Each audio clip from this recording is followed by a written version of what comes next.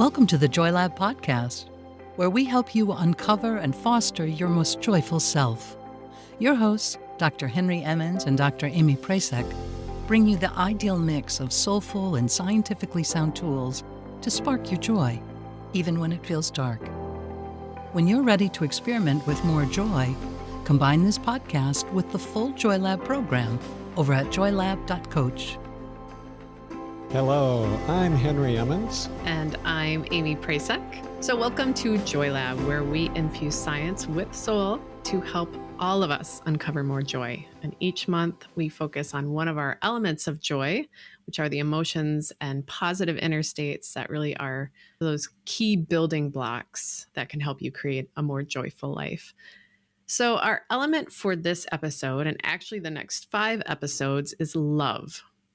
And I'm really excited to share as well that not only are we dropping this episode today, but we will start our new podcast schedule this month where we'll release a new episode every Wednesday. And we'll have a few holiday breaks, but with the exception of those, we'll build our elements of joy together every week now. Also, if you're a member of our Joy Lab program, then you can use these weekly episodes as sort of extra boosts to help you move through your experiments, sort of stretch those experiments into your real life, and continue to uncover more joy step by step. Yes, we're just really happy to be offering more episodes. And you may also notice that they might be a little shorter than what you're used to. But by spreading them out, we can really dig into the monthly themes by focusing on one aspect of that theme every week. Yeah, we'll try to keep them shorter. Hopefully, Henry and I can keep it tight. So way back in episode 6, as we dig in here, we introduced the 5 lessons of loving well. And I just love these. We only touched on them just a bit in that episode. So we wanted to get into each some more, and that's what we'll do for these next 5 episodes. We'll do one each time. So the first lesson and the focus of our time together today is to love yourself first. So now maybe like others, I kind of flinch immediately with this lesson. I know it's true. I absolutely do. But it just makes me think that I'll be a narcissist or something. It's perhaps that Minnesota nice I've adopted that gets frosted with like a heavy dose of passive aggressiveness when it's not anchored in some self-love or self-respect.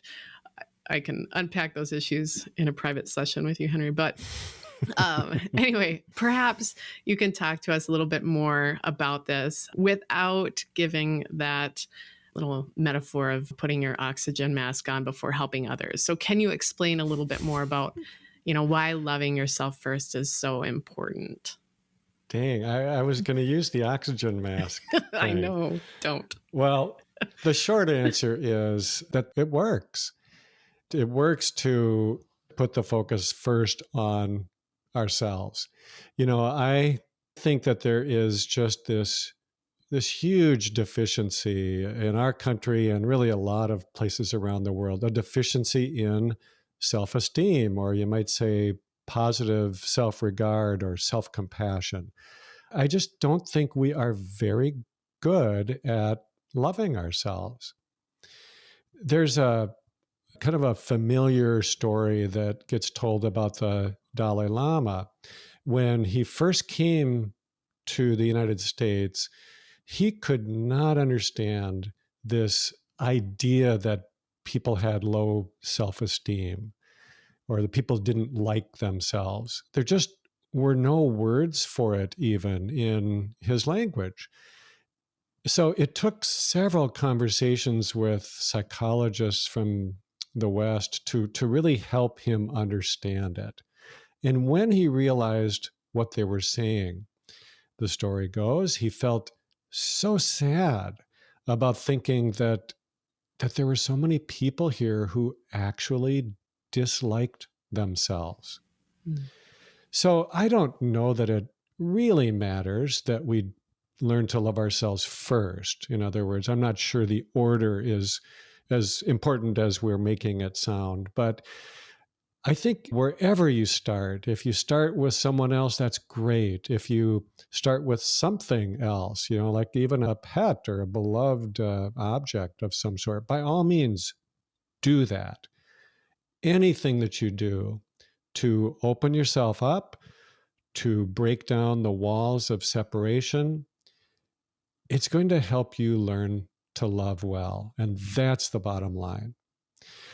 I do believe that to become happier and more joyful, you have to learn to love yourself, or at the very least, to accept yourself. You might as well start at the source. I just think it makes everything else come more easily. Yeah, it's an interesting idea to think about a national deficit in self-esteem. That language amidst all the sort of economic distress right now, that resonates. And I think it can also express itself as an inflated ego. When that happens, it's sort of easier to talk bigger and fuller, to push harder and faster when we feel emptier. And with self-esteem, I automatically think of my 4-year-old as like my mentor for it, like healthy self-esteem. So just the other day, she did her own hair and it looked hilarious. I mean, objectively hilarious. Barrettes and clips and ponies everywhere. And she just looked at herself in the mirror and said, "I'm beautiful." She was really proud of her work. She hadn't really done her hair fully before, all by herself. And so she had done it then, and all by herself. She worked so hard and she just circled around in the mirror, just admiring. And I watched her as she kind of spun around, looking at every angle of her hair. And it was a moment for me. And I was like, yeah, you are. You worked hard for something and it's part of you. And that's your true wisdom, your deepest self. You're embracing your beauty. And I think we all had that at one point early in our lives. We all knew that we were beautiful. And so was everyone else, right? We weren't judging everyone's hairstyles. We were just loving our own. So there's a shift there, a big one. But Henry, how would you say maybe the world kind of pulls us away from ourselves, and how can we come back to our own wisdom of self-love and self-acceptance that I think we all had at one point? Well, that's such a powerful image of your daughter just loving how she looked. Yeah. Even if we can't remember ourselves doing that, it's just wonderful to see a young child who is so delighted with themselves. Wouldn't it just be great to help a child hold on to that? Yeah. That'd make a good future podcast, Amy. I think talking about parenting for joyful kids. Absolutely. So it's possible for kids to grow up with natural, positive feelings about themselves, even to delight in themselves, like your daughter did. There are cultures where that's more the norm rather than the exception. But I do think we live in a culture of competition, of scarcity. We compare ourselves to others. We even compare ourselves with our friends. And we see what we think are ideal versions of others that they present, on social media or whatever.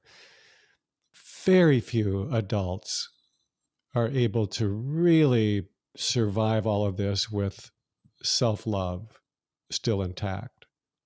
Just think how hard it is for kids who have no real guidance in this to create and maintain a healthy sense of themselves. Yeah.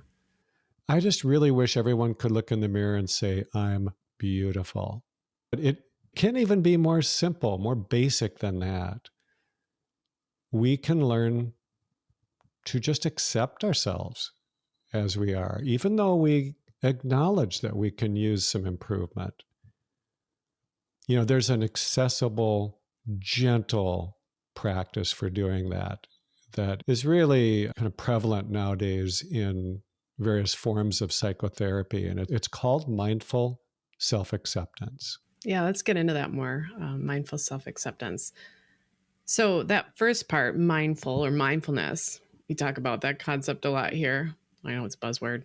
You hear about it everywhere. But I think the opposite of mindfulness is helpful to name, because we can probably all nod with the familiarity of the experience, which is essentially when we're not mindful, the lights are on, but nobody's home. We can sort of be mindless all day. I've totally been here and still accomplish stuff. We've got the lights on, so we can either catch up on or get ahead of chores. We can go through a day's work, can be at work, we can be parenting kids, but that's it, right? There's no awareness. So our day's activities don't really feel a part of us. They don't feel meaningful or purposeful. It's sort of like when you're driving down the road and you kind of look up and you're like, God, I don't remember the last minute and a half. That experience without meaning or purpose. Yeah, I think that what you just said is really important, that how we go about our days can be meaningful and purposeful. Yeah. We can all pay attention once in a while. We've already got that ability. Even those of us who have a little bit of ADHD, if we got a deadline or something else that puts a little pressure on us, or if it's just something really interesting or important to us, we are able to focus. That's just one really helpful tool that comes with having a human brain. But there is another part of our brain that can add meaning and purpose. And when we can do that, we can do a routine activity and turn it into something that's really rich and really useful. I'm thinking about that simple definition of mindfulness that I heard John Kabat-Zinn use 30 plus years ago. Mindfulness is paying attention on purpose from moment to moment without judgment. It is so simple. But when we take charge of our own awareness like that, when we own it, we can use it to do some pretty wonderful and healing things. Yeah, I like this saying. I say this a lot to myself. Chop wood, carry water. Chop wood, carry water. Just linking back to the idea of turning routines into meaningful work. When I feel like I'm going on autopilot with my day, I just kind of say to myself, chop wood, carry water. Be attentive. You've got an axe in your hand, metaphorically, or if I'm in the garden. I unfortunately don't have any idea of the origin of that saying, but this little message like, hey, wake up. There's little things that matter. All of these things can be rituals. So another necessary quality of mindfulness that's often discussed in the research is acceptance. And acceptance allows us to be aware of and really open up to the joy, the stress, the sadness, the comedy, the everything sort of this life without so much struggle. So let's put this all together here, Henry. This idea of mindful self-acceptance. How can we use it to help us practice this lesson of loving ourselves first? So I'm gonna share a bit of our teaching that we do in the Joy Lab program. Yeah. Because I think it's helpful. We talk about these 3 aspects of mindfulness. Number 1, see what is. Second, accept what is. And third, act wisely. And I think I really like that those kind of simple ways of understanding that this is something very accessible and yet very powerful. I think it's helpful to remember that paying attention, while it is really important and really great, it's not enough by itself. Mm. A lot of us are already really good at seeing what is, particularly when it comes to noticing the things that are wrong. Right. For example, things that are wrong with us, And so, of course, if you go about looking for flaws in yourself, you're going to find them. Mm. And we've all got them, right? So that second step to accept what is just so important.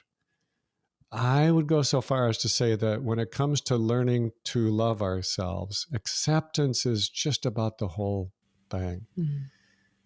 So here's an example. Take it from my own life of what this might look like. So let's just say that I am feeling impatient. It's easy for me to notice impatience in myself because by now it's a pretty familiar, unpleasant feeling that has that sort of restless agitation. Yeah. A lot of people can also relate to that. Now, I could choose to pile on myself and be hard on myself for being this way, and then criticize myself for just being, labeling myself, maybe I am such an impatient person. Mm. But since I'm trying to be more self-accepting, I can just notice that feeling, even though it's unpleasant. I can notice it and then just let that extra mental chatter pass right on through. Just not give it any mind. Now, I've learned that if I don't engage those self-critical thoughts, they still might arise in me, but they just quickly pass right on through. And if I can keep my awareness on the feeling, just touching it very lightly, not getting stuck in it, but just lightly touching it, just accepting that, okay, right now at this moment, I feel impatient. Mm. If I can do that, it almost always gets softer. It might not go away totally, Yeah. but then I can accept that it hasn't gone away totally, that right now, it's still there a little bit.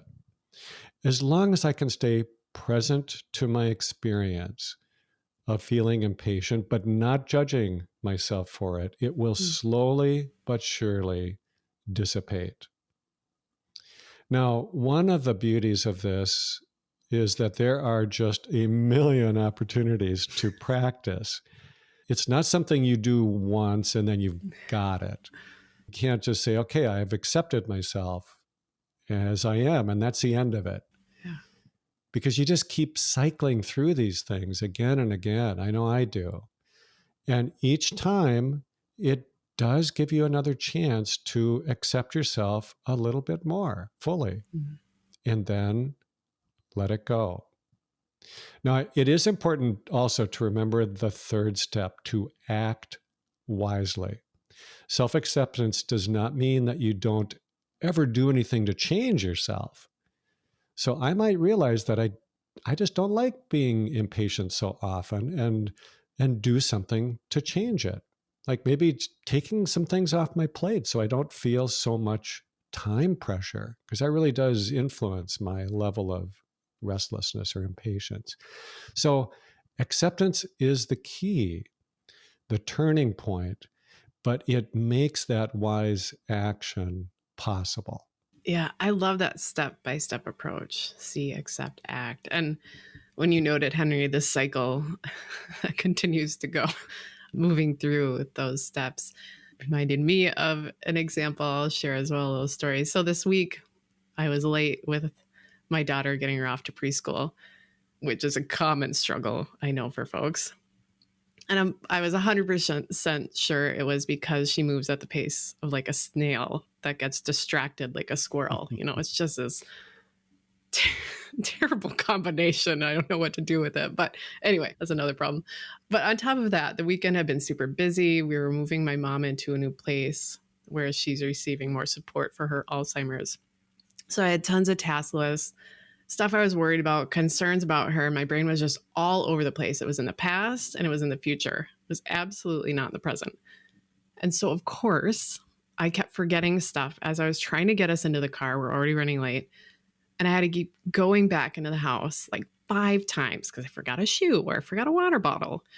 And I was getting progressively more irritated with myself and the world every time I had to go back into the house and unlock the house and lock the house. And so I'm irritated and I'm sort of reactive. And then, of course, because I keep forgetting things and Alzheimer's is in my world, now I start thinking, oh my God, I have Alzheimer's too. That's why I'm forgetting everything. I have young onset. So clearly I'm spiraling. It's getting bad.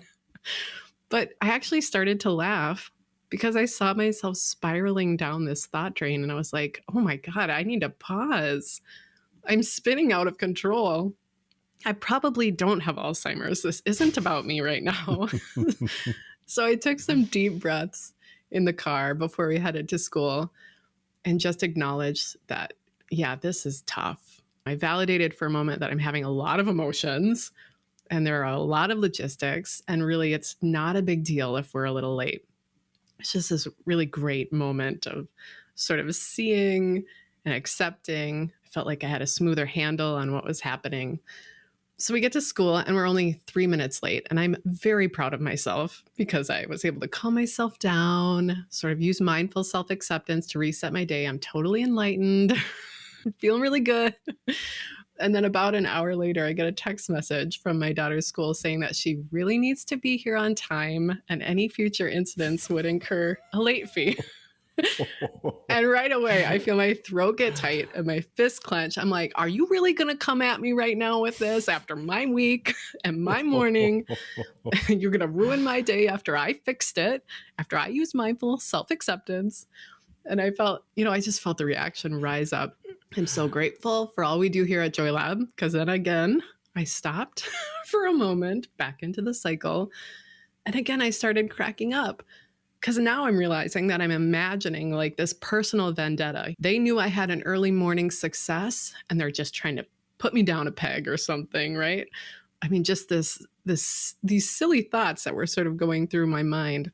And so I come back into the mindfulness cycle. I see what is, which was I was having an inner adult tantrum, really. And when I saw that, then I could open up to what might actually be the case, which is that her school doesn't want a bunch of wacky 4-year-olds strolling in at all hours. They wanted to create a mindful morning ritual, just this beautiful thing. And it has nothing to do with me, nor did that text message have anything to do with me. It was just a simple ask. But I think if I had not paused, I may have responded with a nasty passive-aggressive text, guaranteed, or I would have just stewed on it for days, thinking, God, those people just don't understand, which I think we can relate to, sort of going on ruminating over how we felt hurt or disrespected or something. But when I paused, when I made space, I see what is. I began to accept what is. I also realized that I'd been laying in bed for like 20 extra minutes every morning. And since I started doing that, we're consistently running 20 minutes late. So actually, it wasn't my daughter's pokiness or the stress of the weekend. It's just this habit I'd picked up of laying in bed for 20 extra minutes, not doing anything. I was looking at my phone mainly. So now I have this wise action that I actually feel good about, which is just, I'm going to get up 20 minutes earlier like I used to, and we won't be late.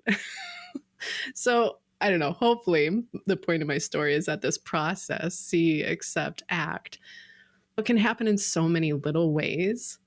And what I love about it as well, the insights you get can really grow into kind of interesting things, and also into wise, meaningful action and behavior change that supports us uniquely because it's built on what you saw, on what you accepted. So your actions are built on your own needs and what resonate with you. So my simple behavior change, of course, is to get up earlier, but I'm actually less stressed about my mom's move now, just through that simple process. So I suppose before we close, there's a related concept that I feel like sort of wants to be talked about. And you referenced it just for a moment, Henry, which is self-compassion.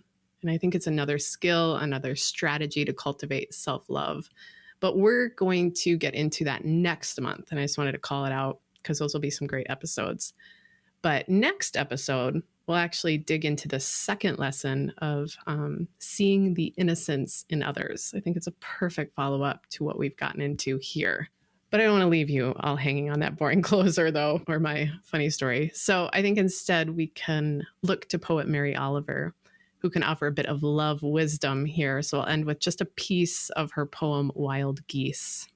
You do not have to be good. You do not have to walk on your knees for 100 miles through the desert repenting. You only have to let the soft animal of your body love what it loves.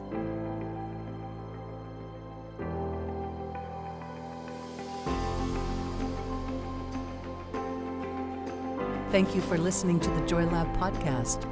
If you enjoyed today's show, visit joylab.coach to subscribe for your monthly infusion of joy and to learn more about the full Joy Lab program. Be sure to rate and review us wherever you listen to your favorite podcasts.